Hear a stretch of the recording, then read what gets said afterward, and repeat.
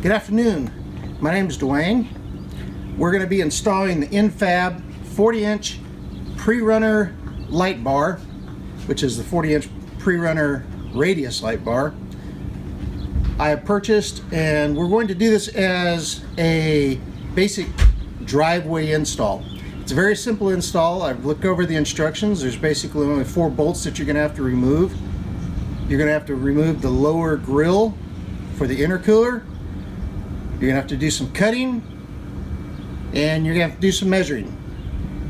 The tools that you're going to need are you're going to need a 8mm socket, a 21mm socket. You're going to need a 3/8 wrench and a 10mm wrench. When we go through this, I'm going to try to do it step by step.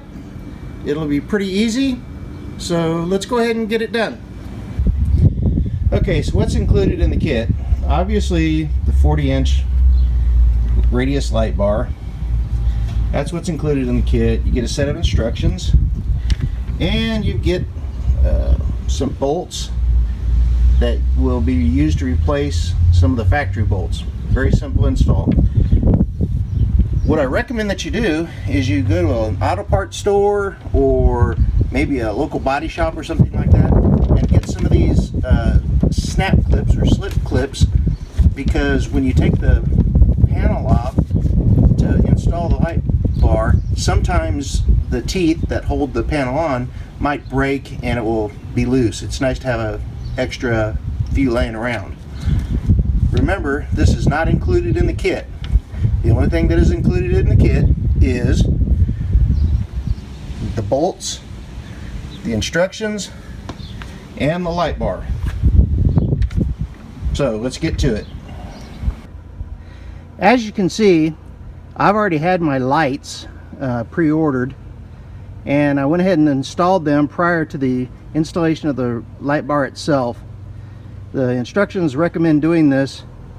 It makes things much easier as you are going through trying to install wiring and whatnot.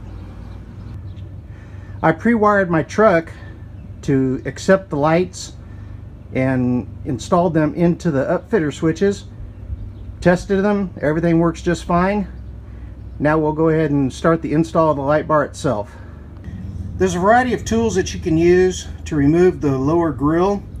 I choose to use the blue plastic because it doesn't leave mars or scratch the surface as much on the metal bumper. When we remove the lower grill panel, I'm going to show you some things about the clips that hold it into place. That's why when I showed you earlier in the video that it's nice to have some extra ones on hand. Go ahead and insert the tool that you're going to use to pop the lower grill off, and just pry it back and just keep working your way around. This one came off pretty easy, so just keep working your way around. There's going to be 16 clips that you're going to have to remove in order to complete this process. Once you have the grill panel removed, we're on the driver's side. You can see the radar. That's the control module for the adaptive cruise control. You do not have to relocate that. You won't have to remove it at all. I'm going to zoom in here a little bit because I want you to see that this clip actually stayed in place. You're going to have to remove these clips, and like I said, they have little teeth on them. If you try to force that panel back on, it's not going to go back on because there's a little tooth right there that is hanging down. That grabbed onto the plastic as you were pulling it out, and that's why it stayed on. These are actually pinch clips, and you're supposed to be able to reach in there and pinch them, and that way they will slide out. However, there's actually no way that you can get this out. The bolts that we're going to be removing is actually going to be this bolt up in here that you can see. That's the upper right. You're going to do that on both sides, the left and right side. And we're going to be removing the little bolt right here. When you remove that bolt, you're also going to have to remove, there's a slip nut mounted behind that. That takes an 8mm wrench, the bumper nut, will be a 21 millimeter. I'm going to go ahead and remove this and then continue on to the next side. Okay, so far this has been the easy part. We got the bolts in place, got the bar mounted up. I've left everything pretty much loose. Then we'll tighten it back up. And then the hard part comes is when we start measuring to cut the lower grill. This is very important because the initial instructions showed it was 5 and some odd eighths inch. Well, it's actually 7 3/8 inches that you're gonna have to cut. What I did is I made a pattern that I used to cut mine out.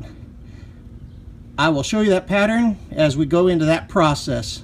Right now I'm going to tighten this up, then I'm going to go in and I'm going to mark, and then I'm going to cut the lower grill so we can finish this install. Okay, so here's the light bar mounted in place, tightened up. We've got the lights all wired so they don't interfere with the shutters that are inside the grill. Pretty clean mount. Now the hard part is cutting out the lower grill. So this portion right here will be able to fit up into the mounting surfaces, and it will be just right. Okay, now that I've got my lower grill marked up, I want to show you a few things. Your marking needs to start at where the roll goes down into the actual grill portion. You don't want to start your measurement down here. Your measurement is going to be 7 3/8 of an inch. So what I did is I basically masked it off right along the roll line all the way around. Then I put some masking tape all the way across, measured out 7 3/8 of an inch, and put a dot. And then I did it again back here, made another line, put a dot, and then I drew a straight line from there to there. That way I know I've got 7 3/8 of an inch square.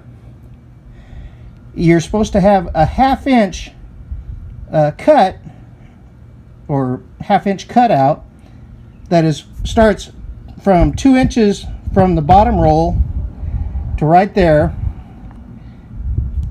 Now the instructions on the old instructions showed the measurements were wrong, but it also showed that it was a square cut. That's almost impossible to do, especially with a 1/2 inch hole. What I've done is I've made a 1/2 inch square, and then I put an X in the center. What I'm going to do is I'm going to use a drill. I'm going to center punch, put a light center punch in there in the center of that X, and then I'm going to use a 1/2 inch drill, and I'm going to drill out very gently so I don't tear up the plastic or anything else like that. I'm going to drill out that particular part. Then I'm going to use my saw, and I'm going to finish out the cut all the way up, and that way I have basically a half moon cutout, and it's going to look like a very nice clean install when it goes up and mounts underneath that light bar. The types of saws that I like to use, or the saw that I particularly chose for this, was I have a Craftsman bolt-on 20 volt, and it has a vibrating type saw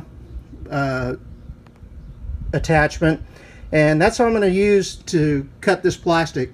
Makes a very clean install, doesn't take long, it cuts through it like butter. So that's what I'm going to use to make this cut. Okay, so there you have it. That is the cutout. Nice clean. I could have cleaned it up with a file a little bit more. One thing I did forget to mention, make sure you always measure twice and cut once. It's an old shop teacher that taught me that a long time ago. Measure twice and cut once, and make sure that when you do your measurements, you put your tape on there, you test fit it, put it up against where you're going to be mounting it, and make sure that it's centered up on those support bars. I'm going to go ahead now and I'm going to put it into place, and then we'll have the finished product. Okay, so there you have it. Final product in place. Looks good. Next we'll be doing the Prerunner outer bars. Unfortunately, we're going to have to take a lot of that apart because you have to remove the bumper. But that is what it is when you're building on your trucks and doing all those kind of fun things that we gearheads like to do.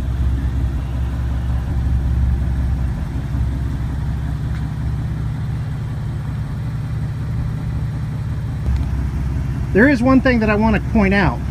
Although this is a 40-inch radius bar, N-Fab wants to make sure that everybody understands that the maximum size bar of light bar that you can actually fit inside with that Prerunner protective bar that goes over the top is 30 inches. That's the maximum length that you can have of a light bar, is 30 inches. So just keep that in mind when you go to buy a light bar or whatnot. 40 inches will not fit inside the 40-inch Prerunner bar.